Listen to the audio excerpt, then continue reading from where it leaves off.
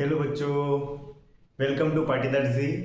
मेरा नाम है मधुसूदन पाटीदार और I am a physics teacher. Okay, so हमने हमारी बैच प्रारंभ की थी और हमने कुछ वीडियो पोस्ट भी कर दिए हैं जिसमें ये चार्ज, इलेक्ट्रिक फील्ड, ओके, और कूलॉम्स लॉ के बारे में बताया गया है। तो आज उसी को आगे बढ़ाते हुए हम स्टार्ट करने वाले हैं electric field lines.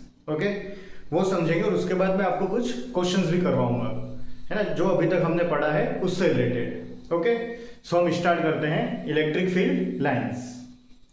Okay, so first thing, electric field lines क्या होती है? सो इलेक्ट्रिक फील्ड लाइंस ये होता है कि जब आप कहीं पर टेस्ट चार्ज को पुट करते हो, टेस्ट चार्ज जिसको हम यहाँ पर क्यू नॉट बोल रहे हैं, है ना, टेस्ट चार्ज हमेशा आप ध्यान रखेंगे कि ये पॉजिटिव होता है और इसकी जो वैल्यू होती है वो 1 कूलम होती है, यानी यूनिट होता है।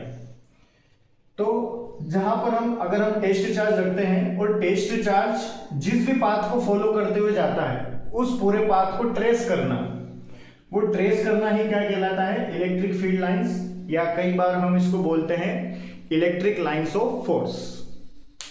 ओके, सो टेस्ट चार्ज, जैसे हम इसे मान ले कि हमने क्या किया, यहां पर एक हमारे पास पॉजिटिव चार्ज है, पॉजिटिव क्यू चार्ज है, और यहां पर क्या है? नेगेटिव क्यू चार्ज है, और मैं यहां पर एक टेस्ट चार्ज रख रहा हूं, है ना, जो एक पॉजिटिव है। तो यहां पर ये पॉजिटिव चार्ज इस पॉजिटिव चार्ज से क्या होगा? रिपेल होगा। ओके, मतलब दूर जाएगा, और लेकिन नेगेटिव चार्ज की ओर ये क्या होगा? अट्रैक्ट होगा। तो ये जो चार्ज है ये कैसे मूव करेगा? क्योंकि यहां पर ये अभी पॉजिटिव क्यू के पास में है, इसलिए इसका इफेक्ट ज्यादा होगा और नेगेटिव का इफेक्ट थोड़ा कम होगा, इसलिए यहां पर इसकी टेंडेंसी रहेगी दूर जाने की। जैसे जैसे दूर जाता रहेगा तब नेगेटिव और पॉजिटिव का इफेक्ट धीरे धीरे इक्वल होने लगेगा, इसलिए फिर ये थोड़ा सा अपने कर्व को मोड़ेगा और ये घूमते हुए कहां आ जाएगा? नेगेटिव क्यू पर।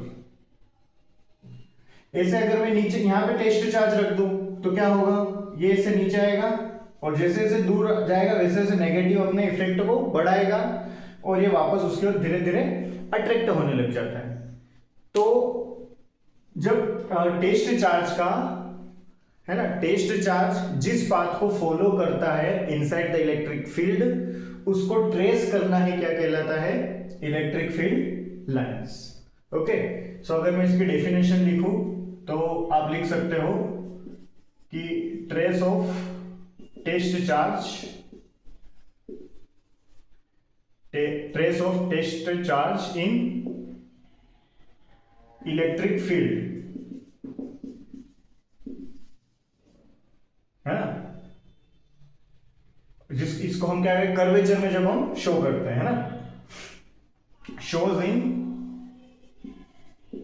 इन लाइंस यानी कि कर्वेचर या कर्व, है ना, known as electric field lines, electric field lines, है ना। Trace of test charge in electric field shows in lines, यानी कि इस ट्रेस को हम किससे शो कर रहे हैं? एक लाइन से शो कर रहे हैं, इसी को हम क्या बोल रहे हैं? इलेक्ट्रिक फील्ड लाइंस या lines of electric lines of force, है ना, और इलेक्ट्रिक लाइंस ऑफ फोर्स। तो ये है इलेक्ट्रिक फील्ड लाइंस। ओके, सो अब हम देख लेते हैं, मैं इसको रफ कर देता हूं, हम अब देख लेते हैं कि इलेक्ट्रिक फील्ड लाइंस की प्रॉपर्टीज, इसकी क्या क्या प्रॉपर्टीज होती है। Okay, so first property is it is always generate from positive charge and end at negative charge, है ना, always generate from positive charge and end at negative charge, है ना।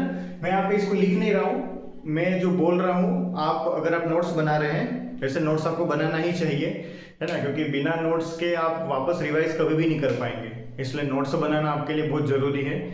इसलिए जब भी आप पढ़ रहे हैं तो नोट्स जरूर बनाएं, क्योंकि बिना नोट्स के जब आप एग्जाम देने जाओगे, जब आप रिवाइज करोगे, रिवीजन करोगे, तो वहां पर बिल्कुल भी मतलब जब आप रिवीजन करोगे तो कैसे करोगे? आपके पास कुछ सोर्स ही नहीं है, बुक्स तो पढ़ने बैठोगे नहीं आप, है ना। या फिर कि अरे सर हम तो ऑनलाइन से कोई भी डाउनलोड कर लेंगे, तो वो भी आपके समझ में आए वो नहीं होंगे ना। आप तो वो चाहते हैं जो आपको समझ में आए और जल्दी समझा दे, और वो रिवीजन के टाइम पे क्या होगा, आपको जल्दी जल्दी समझना है सब कुछ। तो थोड़ा ध्यान रखें, बनाए नोट्स। ओके, सो फर्स्ट क्या है, ये हमेशा पॉजिटिव चार्ज से जनरेट होते हैं और एंड एट नेगेटिव चार्ज। तो यहाँ पर इसका जो कर्वेचर है वो कर्वेचर कैसा बनता है ना, पॉजिटिव से जनरेट हुआ तो एक ये कर्वेचर, फिर नेक्स्ट ये कर्वेचर, नीचे देखेंगे तो ये और इधर से कहीं है ना कर्वेचर आएगा, इधर चला जाएगा, है ना, इधर भी ऐसे होगा, और इधर से ये ऐसे, है ना, इधर से भी चार्ज आएगा इससे दूर, और दूर जाते हुए इधर यहाँ पे आ जाएगा।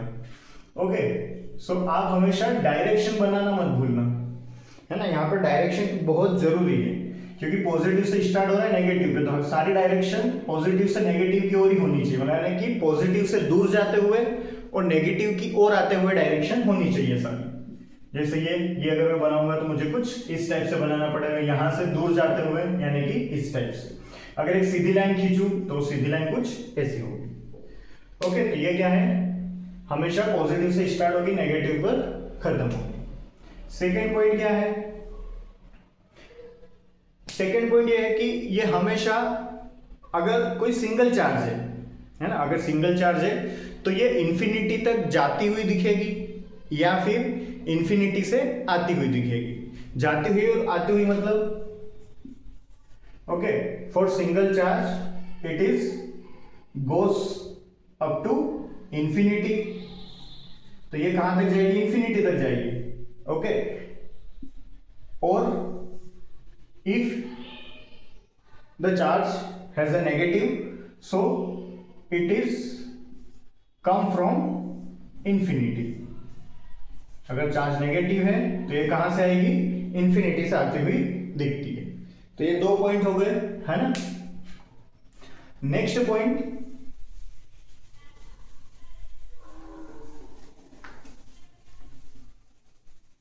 ओके, सो नेक्स्ट पॉइंट क्या होगा, so third one is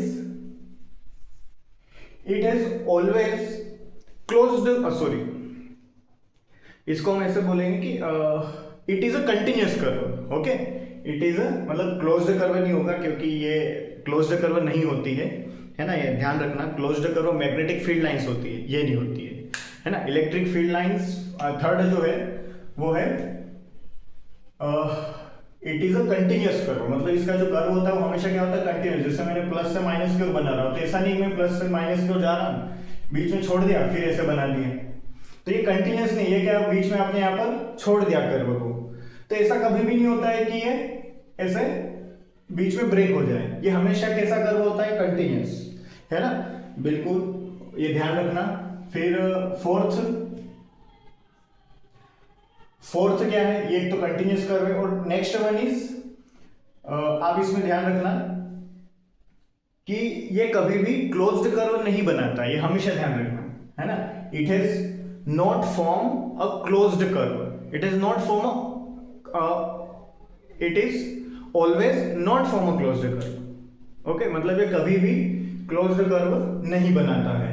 clear है, ये आप ध्यान रखें। ओके, फोर्थ के बाद फिफ्थ क्या है कि मान लो कहीं पर जैसे इलेक्ट्रिक फील्ड लाइंस पैरेलल है, तो इसके हर पॉइंट पर जब आप इलेक्ट्रिक फील्ड देखोगे तो इलेक्ट्रिक फील्ड कैसा होगा, यूनिफॉर्म, है ना। यहां पर इलेक्ट्रिक फील्ड कैसा होगा, यूनिफॉर्म। ओके, लेकिन मान लो कहीं पर इलेक्ट्रिक फील्ड ज्यादा है तो वहां पर जो फील्ड लाइंस है वो क्या हो जाती है, डेंस हो जाती है, और जहां पर इलेक्ट्रिक फील्ड कम होता है वहां पर रेयर हो जाती है।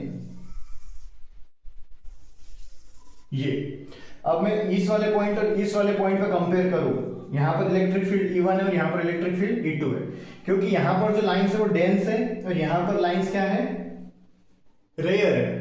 तो क्या होगा कि E2 पर जो इलेक्ट्रिक फील्ड है वो ज्यादा होगा किससे, जो E1 पर इलेक्ट्रिक फील्ड है।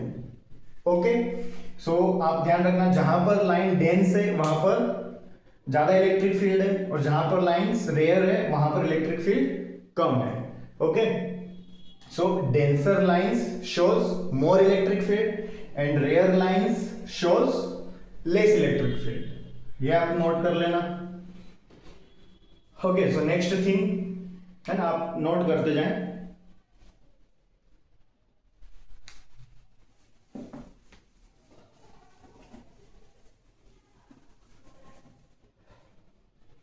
Okay, so next thing, I think 5 हो गए थे ना, 5, सो 6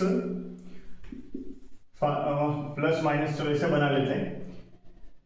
जैसे कर्व है, अगर कर्व के किसी पॉइंट पर, कोई एक पॉइंट है, यहां पर अगर मैं टेंजेंट ड्रॉ करता हूं, कर्व के किसी पॉइंट पर अगर मैं टेंजेंट ड्रॉ करता हूं, तो वो टेंजेंट आपको क्या बताती है, इलेक्ट्रिक फील्ड की डायरेक्शन, है ना। So tangent drawn at any point, है ना, on electric field lines that shows a direction of electric field at that point, है ना, ये आप लिख लें। ओके, सो नेक्स्ट वन, अगर कोई कंडक्टर है ना, सो अगर ये मान लिया मैंने कंडक्टर है, तो इस कंडक्टर का जो सरफेस है, इस सरफेस से हमेशा इलेक्ट्रिक फील्ड लाइंस परपेंडिकुलर ही होगी, हमेशा ध्यान रखना। इस पर तो आपके ना क्वेश्चन भी बनते हैं इस प्रॉपर्टी पर, है ना, भले बोर्ड में, है ना, कोई सीबीएसई से समझ लो, कई स्टेट बोर्ड मान लो, जेई में मान लो, है ना, सो नीट है, तो यहां पर ना आपको हमेशा ध्यान रखना, अगर आपको कंडक्टर दे दिया जाए तो वहां पर इलेक्ट्रिक फील्ड लाइंस हमेशा कैसी होनी चाहिए, परपेंडिकुलर। मान लो ये कंडक्टर है, तो यहाँ पर इलेक्ट्रिक फील्ड लाइंस कैसी होगी, इससे परपेंडिकुलर, हमेशा वो जो सरफेस है उससे परपेंडिकुलर होगी, या तो परपेंडिकुलर जाती हुई होगी या आती होगी। नेगेटिव चार्ज हुआ यहाँ पे तो आती हुई, और पॉजिटिव है तो जाती हुई। ओके, सो 7, नेक्स्ट वन है कि जो कंडक्टर्स हैं, है ना, inside the conductor electric field lines never exist, है ना, कंडक्टर के अंदर इलेक्ट्रिक फील्ड लाइंस कभी भी एग्जिस्ट नहीं करेगी, ये भी एक पॉइंट आप नोट कर लें, है ना। जैसे ये कंडक्टर है, ओके, सो इसके अंदर में इलेक्ट्रिक फील्ड लाइंस बनाने जाऊं तो वो एग्जिस्ट नहीं करती है ना, अंदर जो ई है वो एग्जिस्ट नहीं करता, यानी कि अगर इलेक्ट्रिक फील्ड लाइंस ही नहीं है तो फिर इलेक्ट्रिक फील्ड क्या हो जाता है, जीरो। हमेशा ध्यान रखना, कंडक्टर के अंदर इलेक्ट्रिक फील्ड जीरो हो जाता है, इसीलिए वहां पर इलेक्ट्रिक फील्ड लाइंस एग्जिस्ट नहीं करती है ना। इसका एक बहुत अच्छा एग्जांपल आता है फेराडे गेज करके। फेराडे गेज कुछ नहीं, है ना, एक मेटल का बना हुआ कोई भी होलो, है ना, होलो कंडक्टर होता है ना। इसके अंदर अगर आप किसी भी चीज को रख दो, है ना, मान लो आप ही खड़े हो और लाइटनिंग भी हो रही है अगर आपके ऊपर, तो आप बच जाओगे, क्योंकि अंदर इलेक्ट्रिक फील्ड आ ही नहीं सकती, इसलिए आप हमेशा बच जाओगे। जैसे आप एरोप्लेन में हो, है ना, आप एरोप्लेन में बैठे हो, ओके, आप एरोप्लेन में बैठे हो, है ना, ठीक है, मेरी ड्राइंग थोड़ी ऐसी है। अगर आप एरोप्लेन में बैठे हो तो एरोप्लेन भी किसका बना है, मेटल का बना हुआ है। आप अंदर बैठे हो, अगर एरोप्लेन पर लाइटनिंग भी होती है ना, बिजली भी गिरती है, तो आपको कुछ भी नहीं होगा, क्योंकि आप अंदर हो। अंदर होने से क्या है कि अंदर इलेक्ट्रिक फील्ड क्या हो जाती है, जीरो हो जाती है, इसलिए चार्ज सिर्फ बाहर ही रहते हैं, अंदर नहीं आते हैं, है ना। सो नेक्स्ट थिंग, ओके, सो जो मैंने इलेक्ट्रिक फील्ड लाइंस की प्रॉपर्टीज में मुझे जो बताना था वो मैं सारी चीजें बता चुका हूं, है ना। अगर मैं इसमें, अगर पहले अपन थोड़ा सा सिंपल क्वेश्चंस ले लेते हैं, उसके बाद में थोड़े आपको अच्छे हाई लेवल के क्वेश्चंस करवाऊंगा, है ना। सो इसको मैं रफ कर देता हूं।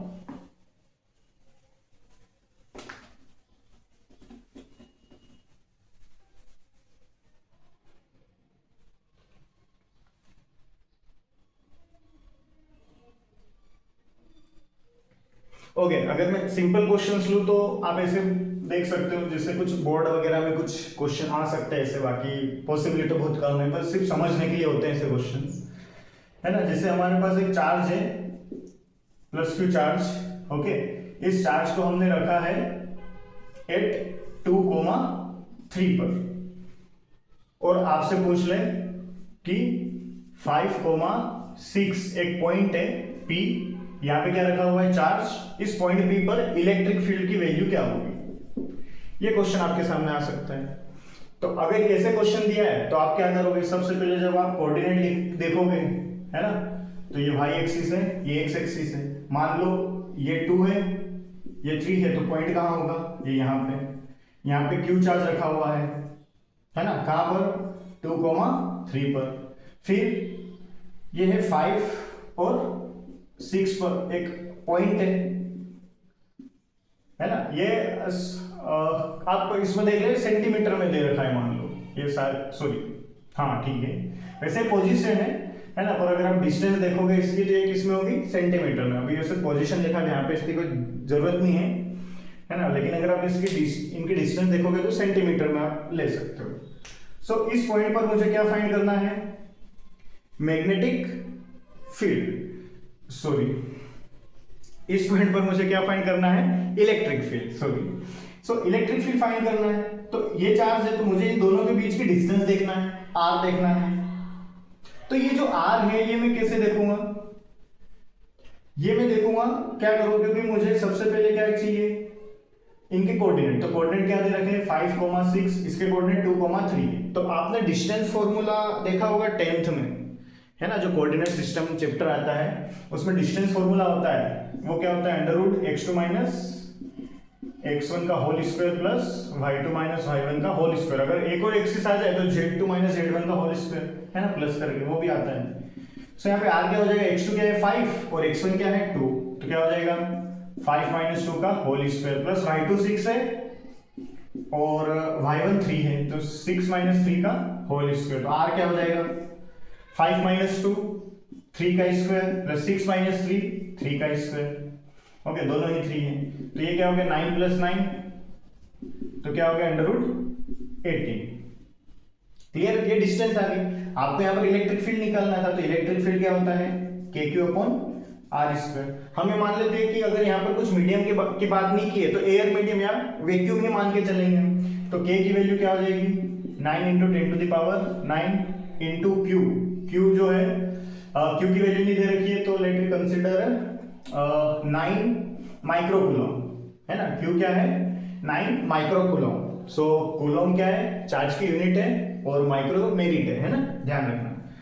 सो q है 9 माइक्रोकूलम, तो माइक्रो क्या होता है 10⁻⁻⁻⁶। माइक्रो। तो जब आप 9 माइक्रोकूलम को कूलम में चेंज, क्योंकि आपको आंसर हमेशा एसआई यूनिट में निकालना है। अब माइक्रोकूलम एसआई यूनिट है नहीं, तो अब एसआई यूनिट क्या है कूलम, तो माइक्रोकूलम को कूलम में चेंज करना पड़ेगा। तो 9 × 10⁻⁻⁶ लिखना पड़ेगा, जब तब जाके वो किस में चेंज होगा, कूलम में, है ना, ये ध्यान रखना। सो अपॉन r का स्क्वायर, तो r कितना आ रहा है अपना √18, इसका होल स्क्वायर, स्क्वायर से रूट कैंसिल। सो यहाँ पे 9 × 9 में भी ऐसे लिख लेता हूँ, 10⁻⁹ - 6 क्या बचेगा 3/18। सो 9 × 1 = 9, 2 9 × 2 = 18, फिर 2 से आप 9 को कट करेंगे तो क्या आंसर आएगा 4.5 × 10⁻³ न्यूटन पर कूलम, है ना। ये मैंने आपको कोऑर्डिनेट सिस्टम के हिसाब से क्वेश्चन लेके समझा दिया, है ना। अगर और सिंपल क्वेश्चन देखें तो चार्ज की वैल्यू दे दी, डायरेक्ट डिस्टेंस ही आपको बता दी, तो आप वो तो बहुत सिंपल ही क्वेश्चन हो जाएंगे, है ना। ऐसे और भी क्वेश्चन बनते हैं, मान लो आपको क्या दे दिए, 2 चार्ज दे दिए वो, ओके, मैं भी इसको रफ कर देता हूं, आप नोट कर ले।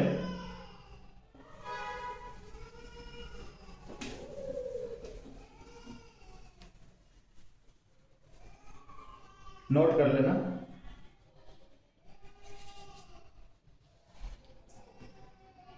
है ना। इसमें और ऐसे भी आपसे क्वेश्चन आ सकते हैं कि एक चार्ज दे दिया आपको Q1 = 3 × 10⁻, या फिर 3 मिली कूलम, और इधर एक चार्ज दे दिया आपको Q2, ये दे दिया 2 मिली कूलम, इस टाइप से आपको चार्ज दे दिया।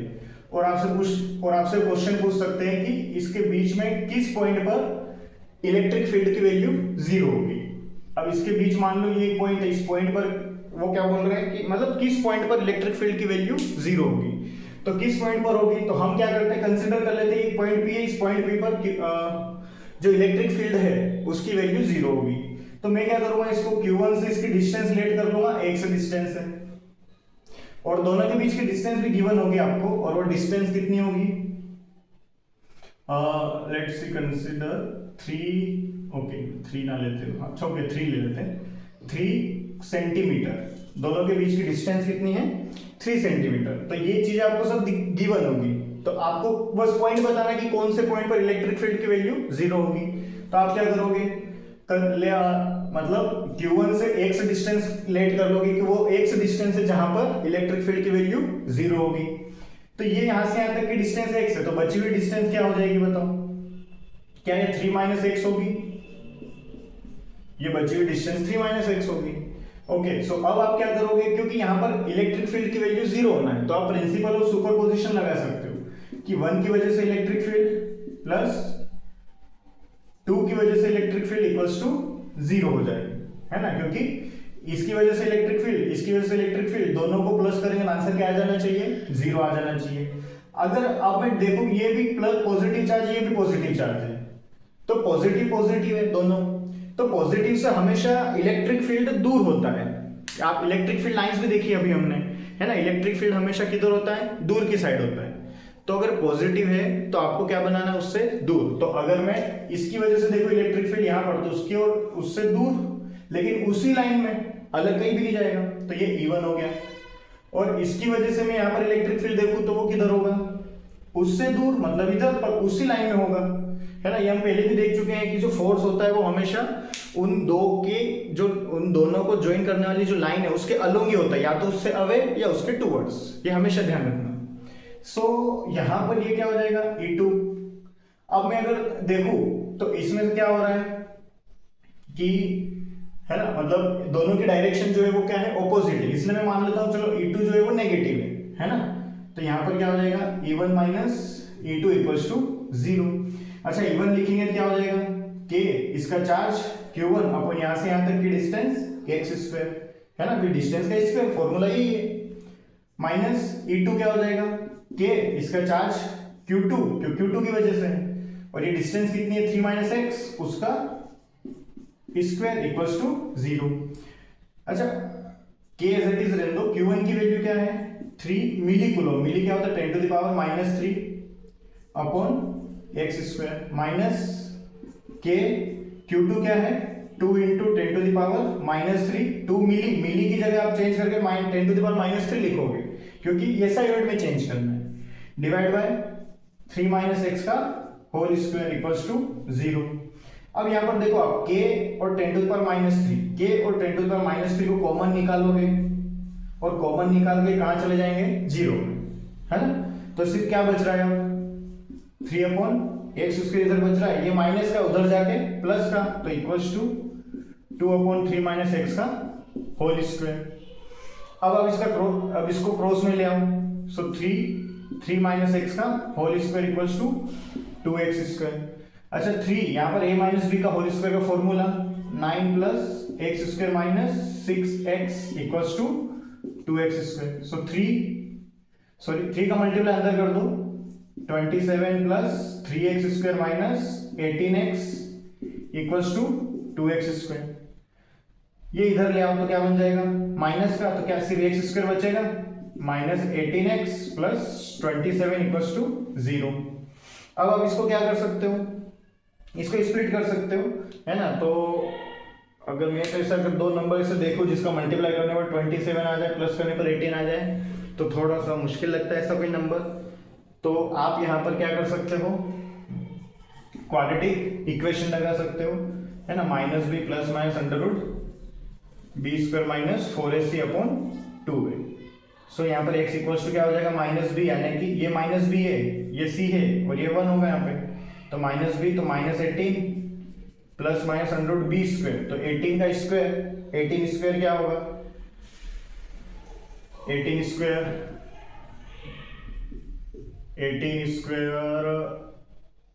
सॉरी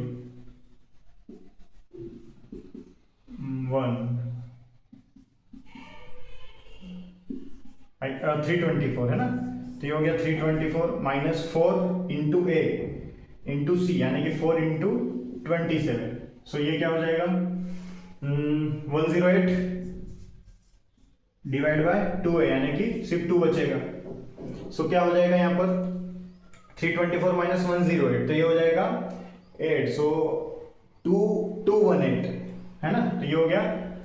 मैं यहाँ लिख देता हूँ x equals to 18 plus minus under root 218 upon 2। तो यहाँ पे दो आंसर आ गए, एक तो 18 प्लस रूट 218 अपॉन 2 और एक आंसर आ गया 18 माइनस रूट 218 अपॉन 2। तो ध्यान रखना ये दोनों ही आंसर सही है ना। अब इसको सोल्व करके है ना, इसको मतलब पूरा कर लेना। मैं भी क्योंकि टाइम थोड़ा ज्यादा हो रहा है इसलिए मैं इसको नहीं कर रहा हूँ, अब कर लेना है ना। ये तो दोनों ही आंसर सही है, आप बिल्कुल ऐसा नहीं सोचे कि यार एक सही एक गलत है, ऐसा कुछ नहीं। यहाँ पे दोनों ही आंसर सही होंगे है ना। और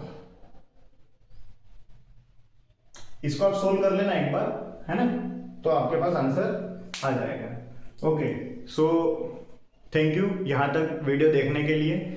और अगर आपको कोई भी डाउट है, ऐसा कुछ है, या कोई क्वेश्चन जो है आपको है ना इससे रिलेटेड, ऐसा कोई क्वेश्चन जो आपने देखा है और आपको समझ में नहीं आ रहा है ना, जिसका सॉल्यूशन कैसे होगा, तो आप जरूर मुझे कमेंट करें। मैं आपको उसका आंसर एज सुन एज जितना मेरे से पॉसिबल हो पाएगा, मैं इतना जल्दी है ना उसका आंसर देने की कोशिश करूँगा।